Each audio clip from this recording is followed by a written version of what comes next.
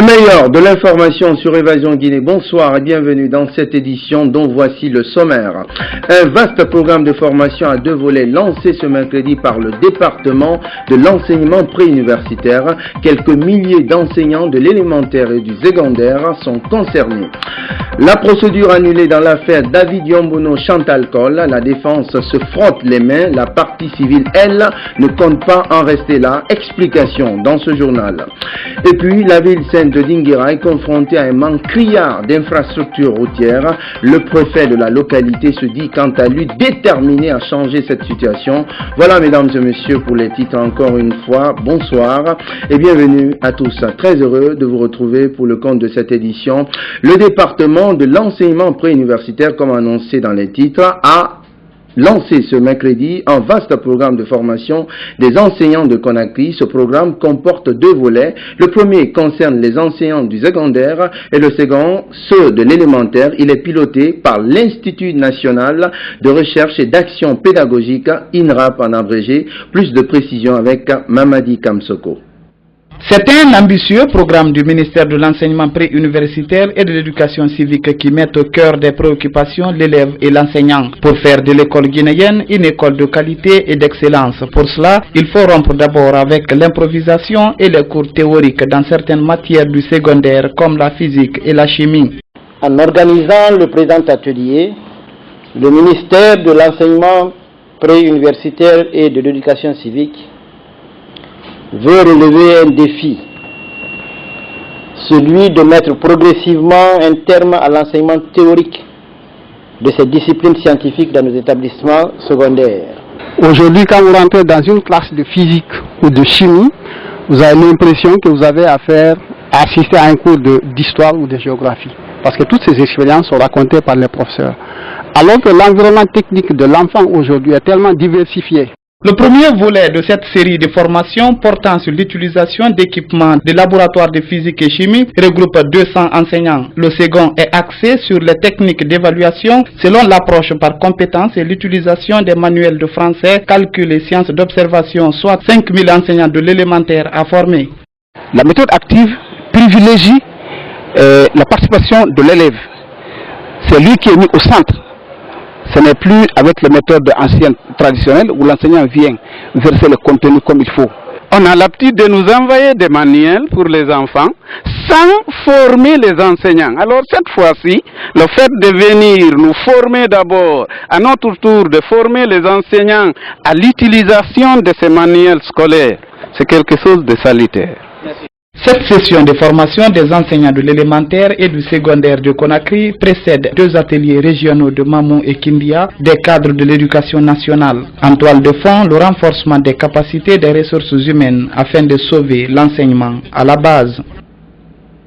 Sur un tout autre plan, le mouvement social guinéen, regroupant notamment en son sein les 8 centrales syndicales du pays, a conféré ce mercredi avec la presse. C'était à la bourse de travail. Il a été essentiellement question des résultats des négociations tripartites dans le cadre de l'amélioration des conditions de vie des travailleurs guinéens. D'autres sujets d'intérêt national ont aussi été abordés. Gao Bachir nous en dit plus. Cette rencontre du mouvement social guinéen a pour but de présenter les résultats des négociations tripartites, gouvernement, syndicats et patronat qui ont eu lieu du 21 août au 11 décembre dernier à Conakry. À l'issue de cette rencontre, un cahier de charges a été remis au gouvernement. Un document dans lequel figure en bonne place la révalorisation de l'indice salarial des fonctionnaires guinéens. En ce qui concerne l'augmentation du salaire à 200%, les partis sont parvenus à cet accord. 50% d'augmentation de salaire, 10% au mois d'octobre, 15% au mois de janvier et 25% avant la fin de l'année. Autre moment fort de cette communication, c'est l'application du statut particulier des enseignants. Sur ce point, le mouvement social, à travers son porte-parole, estime que la situation de l'enseignant guinéen reste préoccupante. Nos travailleurs qui sont à l'éducation, qui sont à la santé, vous savez mieux que moi, ils sont dans des conditions d'extrême difficulté, surtout au niveau des conditions de travail. Et ils sont dans les villages ou dans les villes où le commun des Guinéens ne voudrait presque pas aller. La situation de l'usine de Fria et l'assainissement du fichier de la fonction publique ou encore celle des retraités n'ont pas été occultés au cours de cette communication. Cet assainissement de la fonction publique va concerner et les plus forts et les plus faibles. Et nous n'allons pas accepter que ce soit ceux qui n'ont pas la manche longue seulement qui soient touchés. À Fria, chaque mois, c'est près de 6 milliards de francs guinéens qui sont payés à ces travailleurs-là. Pour terminer, dans le même cahier de charge, le porte-parole a lancé un appel aux autorités par rapport aux réflexes identitaires qui sous-tendent l'octroi des sous-traitances dans les zones minières. Autre facette de l'actualité, la Guinée a célébré ce 26 décembre en différé la journée internationale des personnes handicapées. C'était à la faveur d'une rencontre organisée par le ministère des Affaires sociales en collaboration avec la Fédération guinéenne pour la promotion des associations des personnes handicapées. Cette journée fêtée le 3 décembre de chaque année permet d'attirer l'attention des décideurs sur la situation de cette couche défavorisée. C'est un reportage de Mamadi Kamsoko rendu en studio par Salim Kamara. Suppression des barrières pour créer une société inclusive et accessible pour tous. Un thème évocateur cette année pour faire entendre les cris des personnes handicapées. La Guinée, qui célèbre la journée en différé ce 26 décembre, est consciente aujourd'hui de la nécessité de développer des stratégies efficientes devant contribuer à l'amélioration des conditions de vie de cette couche défavorisée. L'heure n'est plus au slogan. Le ministère délégué aux affaires sociales que j'ai l'honneur de diriger s'engage à réduire de manière significative le mépris dont sont injustement victimes les personnes handicapées.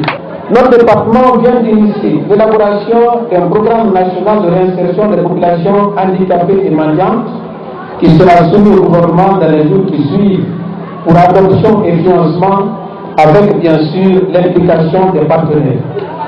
La Guinée a beaucoup à faire pour offrir aux personnes handicapées une société juste et participative. Pas de véritable politique de réinsertion. Marginalisée et harcelée, cette couche est aussi frappée par l'analphabétisme. Le dernier recensement datant de 1996 indique que 80% des hommes et 95% des femmes n'ont pas eu la chance d'étudier, contre 62% et 86% chez les hommes et les femmes valides. L'association des personnes handicapées sollicite plus de reconnaissance de l'État.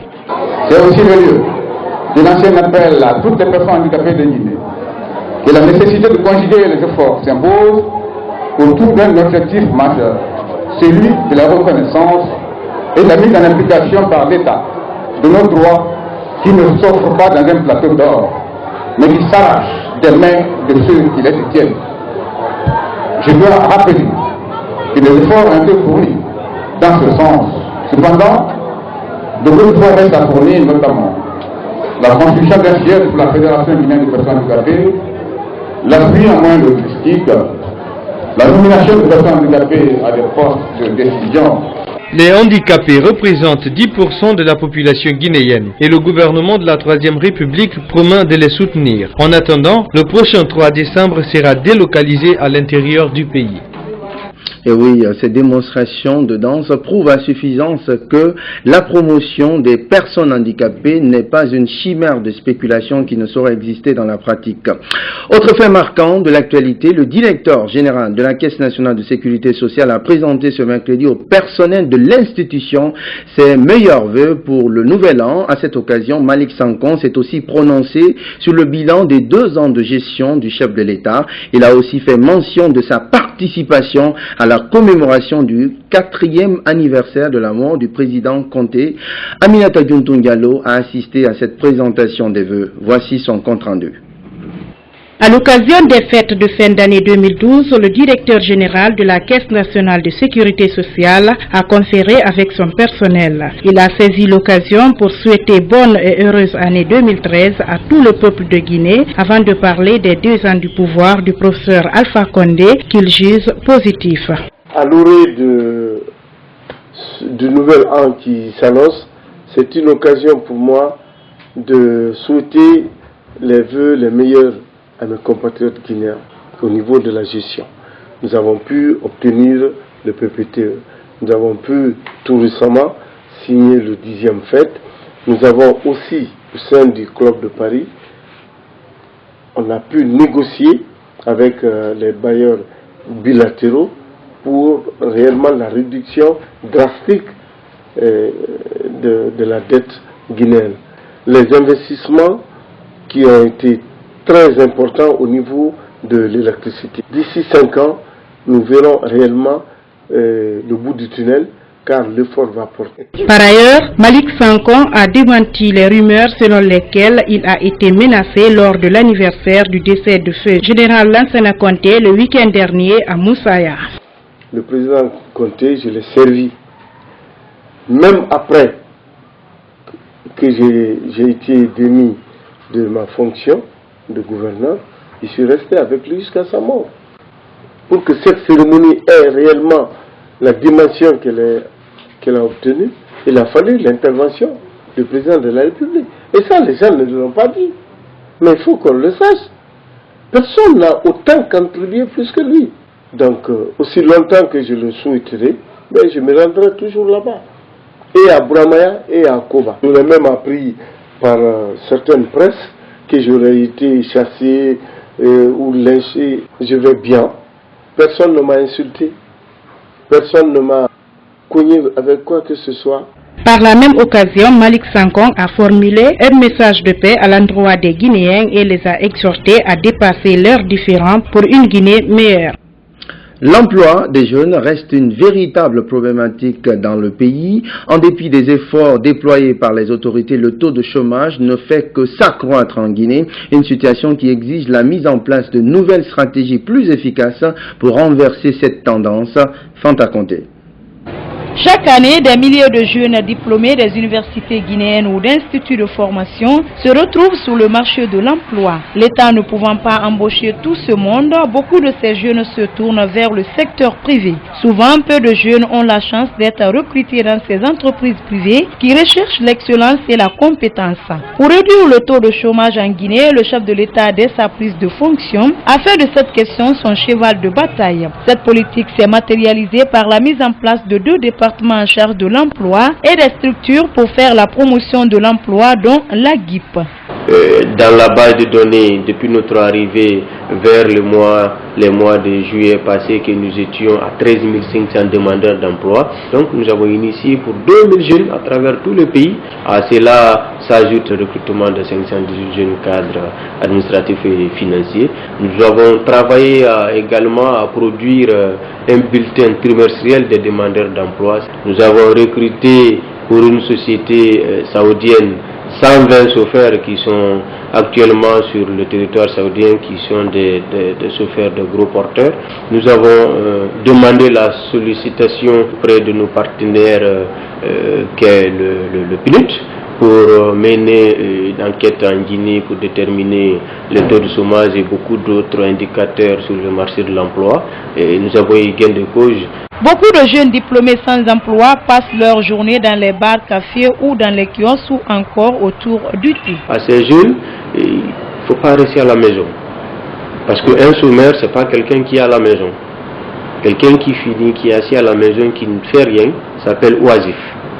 On ne sait pas où le mettre. Le chômeur, c'est celui-là qui sort, qui se déclare et qui va auprès des structures qui bougent. Je le conseille de bouger, c'est pas facile. L'État non plus n'est pas employeur. Il ne faut pas que les gens pensent que si l'État ne fait rien, je dois dormir. Non. Et le gros employeur, c'est le secteur privé. Et le secteur privé, qui dit secteur privé, dit compétition, dit le haut niveau, dit la compétence. Les files interminables de jeunes enregistrées récemment lors du recrutement lancé en prélude de l'ouverture prochaine de l'hôtel Kamaïn en est une parfaite illustration du problème d'employabilité des jeunes en Guinée. Une opération qui a été interrompue à cause des affrontements qui ont causé des dégâts matériels importants au palais du peuple. Justice. Dans cette édition, le tribunal de première instance de Dixine a rendu ce mercredi sa décision dans l'affaire David Yombuno Chantal Col. La procédure judiciaire entreprise contre le journaliste par son ex-patronne du groupe de presse Allo Média a été annulée. La défense se félicite de cette décision. La partie civile, quant à elle, ne s'avoue pas pour autant vaincue. Les explications dans ce reportage de Fanta Conté, rendu en studio par Billy Nankuma Kondé. Cette procédure judiciaire engagée contre le journaliste David Yombuno a été initiée par son ex-patronne Chantal Col, la PDG du groupe de presse Allo Média. Dans une plainte déposée au tribunal de première instance de Dixine, l'accusait de l'avoir traité de raciste, d'ethnocentrique et de diffamation dans un des numéros de l'émission Les Grandes Gueules sur la radio Espace FM. Après examen du dossier, le tribunal a décidé d'annuler la procédure. Depuis 2010, pratiquement, il y a une loi, c'est la loi 002 du 22 juin 2010 portant liberté de presse qui protège les journalistes dans l'exercice de leur profession. Nous avons été étonnés que Mme Chantal Col, patronne de presse, ignore totalement cette loi et engage des poursuites contre M. Yombuno sur la base du code pénal et du code de procédure pénale. C'est pourquoi nous avons soulevé des exceptions qui ont été accueillies favorablement, donc nous nous réjouissons quand même pour ces droits qui ont été dits. Joint au téléphone, l'avocat de la partie civile n'a pas voulu s'exprimer sur la question, mais a souligné néanmoins qu'il compte reprendre la procédure, comme pour dire que le dossier est loin d'atteindre son épilogue. Sur cette question, l'avocat de la défense reste serein et optimiste. C'est leur droit de reprendre la procédure contre M. Yombuno. Nous attendons qu'ils initient une nouvelle procédure, mais cette fois-ci, je sais qu'ils le feront en respectant les prescriptions de la loi 002. Et là, nous les attendons aussi à pied ferme. Malgré cette annulation, la PDG du groupe de presse Allo Média ne compte pas baisser les bras. Lors de sa dernière conférence de presse, Chantal Col s'est dit déterminée à poursuivre David Yombuno en justice, mais également Aboubacar Diallo, journaliste à la radio Espace FM, accusé pour les mêmes motifs. Et oui, la satisfaction de la défense qui contraste avec le dépit de la partie civile. Affaire à suivre. Je vous propose maintenant de nous rendre dans la préfecture de Dinguiraye, une localité confrontée depuis belle lurette à un manque criard d'infrastructures, je vous le disais en titre. Conséquence de cette situation, une épaisse couche de poussière recouvre les routes dégradées de la ville sainte. Le tout nouveau préfet de Dinguiraye affiche ses ambitions et se dit déterminé à changer la donne. Reportage El Haj Oumar Bari. Ce préfet de Dinguiraye se blottit les ailes et gonfle le moral en déclarant que depuis sa venue à la tête de cette préfecture, les données ont changé. À l'en croire, les infrastructures semblent avoir connu un renouveau. Le vol de bétail qui avait considérablement pris une proportion inquiétante a baissé. La situation de la gouvernance locale que j'ai trouvée sur place ne permettait pas à un partenaire au développement de s'impliquer, de participer activement à la prise de décision et à la mise en œuvre de cette décision prise. Lorsque j'ai pris service, j'ai commencé à évaluer la situation de la gouvernance locale sur le plan administratif, sur le plan économique, sur le plan politique et sur le plan de développement local. J'ai trouvé comme handicap, et quand tu n'as pas la volonté, tu n'as pas la maîtrise des mécanismes adéquats qui peuvent mobiliser les uns et les autres en les responsabilisant, en les respectant, en ce moment il serait difficile qu'un partenaire qui évolue sur le terrain puisse s'impliquer et laisser les traces. La ville sainte se particularise également par cette mosquée légendaire qui est toujours en bon état. Cependant, beaucoup reste à faire dans cette localité en termes d'infrastructures routières. Pour s'en convaincre, il suffit de s'y rendre pour constater de visu le manque de goudron. De la déviation de Bissikrima jusqu'à Dinguiraye-ville, il n'y a pas 1 kilomètre de goudron. À ma prise de service, il y avait 6 milliards de francs guinéens disponibles à la caisse. Nous avons programmé et réalisé la première session ordinaire du conseil préfectoral de développement. Les entreprises ont été sélectionnées et signées. Ces 21 projets, il y a des écoles, il y a des mosquées, il y a des centres de santé. À l'heure où je vous parle, les collectivités sont prêtes à organiser la réception provisoire de l'ensemble des projets. Je pense bien, nous avons la volonté, pour la première fois, financer sur la 0,2% au niveau de l'ensemble des communes pour lesquelles les maires ont été entièrement responsabilisés dans toute la procédure de sélection du suivi de l'exécution des travaux. SOS donc pour la ville de Dinguiraï qui mérite une attention particulière du gouvernement de la 3e République, toute chose qui devrait permettre à Dinguiraï de retrouver son lustre d'antan. Restons toujours à l'intérieur du pays et plus précisément à Salatougou, un village situé dans la sous-préfecture de Benti est menacé de disparition et pour cause, les domaines agricoles sont dévastés par l'eau de mer qui les rend inexploitables. Par ricochet, les populations se sont tournées vers la pêche pour joindre les deux bouts. C'est un reportage signé Ibrahima Souriari Ansani. Ici, à Salatougou, un village situé au bord de l'océan Atlantique, dans la sous-préfecture du Benti, les domaines rizicoles disparaissent à petit feu. Et pour cause, la montée saline détruit les digues de protection. Chaque année, la montée saline menace les cultures. Et cela est dû au fait que à Conakry là-bas, il y a les constructions fantaisistes sur les bordures. Il y a très longtemps, les gens, on leur conseille de ne pas du tout investir sur la ceinture de protection. Les gens sont victimes maintenant, là, ils ne font rien, ils sont là parce qu'ils ne comptent que sur les plaines rizicoles. S'ils n'en ont pas, ils sont obligés de remonter vers les rizières ici qui ne sont pas aménagées. Si l'État ne vient pas en aide, tous ces villages-là vont sauter. Cette situation inquiète plus d'un habitant de ce village et elle a entraîné tout le monde dans la pêche qui est devenue de nos jours l'activité principale des villageois. Actuellement, nous pratiquons peu l'agriculture. C'est la pêche qui domine. Mais ça aussi, nous n'avons pas les moyens. Aux côtés des hommes, les femmes et les enfants pratiquent également la pêche pour joindre les deux bouts. Mon travail, c'est fumer le poisson. C'est grâce à cette activité qu'on arrive à joindre les deux bouts. C'est pourquoi nous acceptons la fumée, à cause de la famille. Si je ne vais pas à l'école, je vais à la pêche avec mes parents. Ça me permet d'acheter mes fournitures scolaires. Il faut rappeler que Salatougou est pratiquement une île qui est en train de mourir au même rythme que les domaines agricoles, alors qu'avec sa belle plage sur l'océan Atlantique et ses maisons en feuilles de palmier, elle pourrait être une belle destination pour bien des touristes.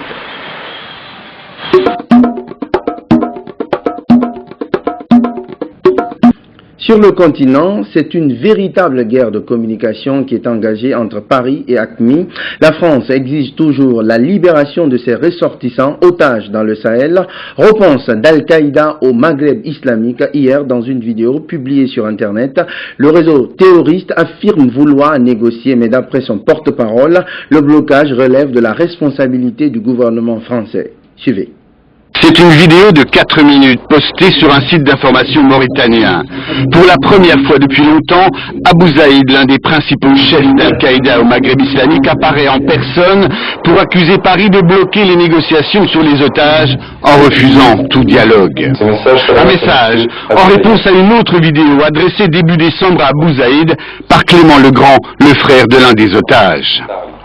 Pour ce spécialiste de l'islamisme au Maghreb, il est temps de répondre à l'attente des familles. Pourquoi le chef de ravisseurs dit qu'on ne négocie pas, qu'il n'y a pas de négociation, pendant que le gouvernement français affirme qu'il y a négociation? Il y a une explication à donner. Est-ce que c'est une erreur de canal? Est-ce que véritablement aujourd'hui les négociations se font par des canaux qui ne sont pas les bons? Est-ce qu'il ne faudrait pas changer de négociateur sur place?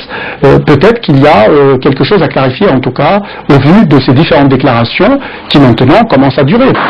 Ce matin, les autorités françaises affirment toujours être pleinement mobilisées pour obtenir la libération des otages sans négliger aucune piste. Cela fait maintenant plus de 2 ans qu'Al-Qaïda au Maghreb islamique détient 4 salariés de Sogea Satom, enlevé le 16 septembre 2010 à Arlit au Niger. Le groupe islamique détient aussi 3 autres otages au Sahel. La France compte donc 7 de ses ressortissants prisonniers d'AQMI, dans une région devenue l'un des sanctuaires de l'islamisme radical en Afrique. Ailleurs dans le monde, en Belgique, un discours qui fait polémique, discours royal, puisque c'est celui qu'a prononcé Albert II lundi, une allocution traditionnelle en cette période de Noël, sauf que cette fois, le souverain s'est ému de la montée du populisme. Il a même évoqué le fascisme des années 30, pas de référence explicite à la NVA, le parti nationaliste majoritaire en Flandre, mais une sortie qui suscite beaucoup de réactions chez les Flamands. Explication. Voici le passage qui provoque la polémique en Flandre. La crise des années 30 et les réactions populistes de cette époque ne doivent pas être oubliées. On a vu le mal que cela fit à nos démocraties. Albert II ne cite pas la NVA dans ce discours, mais dans les unes des journaux de ce matin, le roi lui-même est accusé de faire du populisme et le lien entre le fascisme des années 30 et les nationalistes flamands est dénoncé. Pour Luc van der Kelen, éditeur à la liste Laatste Nieuws, le roi a été trop loin. Le roi n'est pas allé trop loin quand il a averti les gens pour le populisme, mais il est allé un peu trop loin, oui, quand il a fait la comparaison avec les années 30. Donc on est loin du fascisme, on est loin du nazisme. Je crois que c'est une gaffe royale de le faire. On n'aurait pas dû faire ça. Mais parler de gaffe royale, c'est oublier que le discours du roi est comme toujours couvert par le Premier ministre au nom du gouvernement. Est-ce que la personne qui a contresigné son discours, qui a validé son discours, c'est-à-dire le Premier ministre, a-t-il mesuré l'ampleur des conséquences que cela pourrait avoir? Ça, c'est la vraie question, parce que finalement, le roi a très très peu de responsabilités. Et pour les nationalistes flamands, le roi ne représente plus les Belges, mais a parlé au nom du Premier ministre. Du côté des lieux d'Iropo, on précise par communiqué qu'Albert II ne visait pas dans son discours une formation politique particulière et que ce discours royal est comme toujours couvert par l'ensemble du gouvernement. Le nouveau record pour la Chine, désormais le pays possède la ligne à grande vitesse la plus longue au monde, Pékin-Canton, 2300 km en 8 heures seulement contre 22 heures en train ordinaire, 30 milliards d'euros d'investissement. L'inauguration, c'était ce matin. Reportage.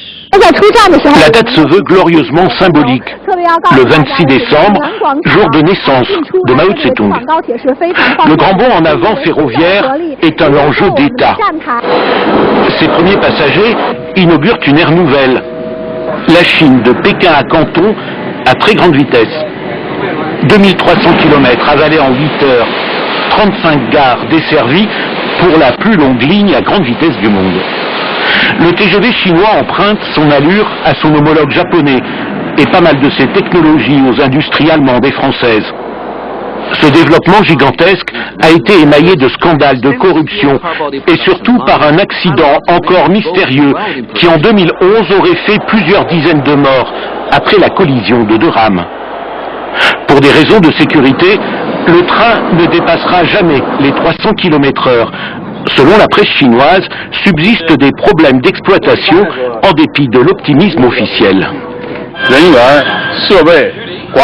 avons mis en place une série de mesures qui concernent les personnels, les équipements et la gestion.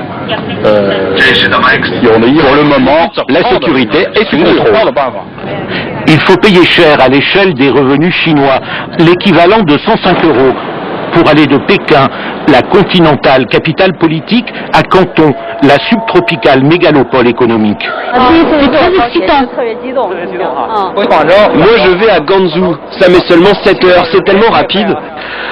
Mais le vrai test, ce sera mi-février, pendant les congés du Nouvel An lunaire.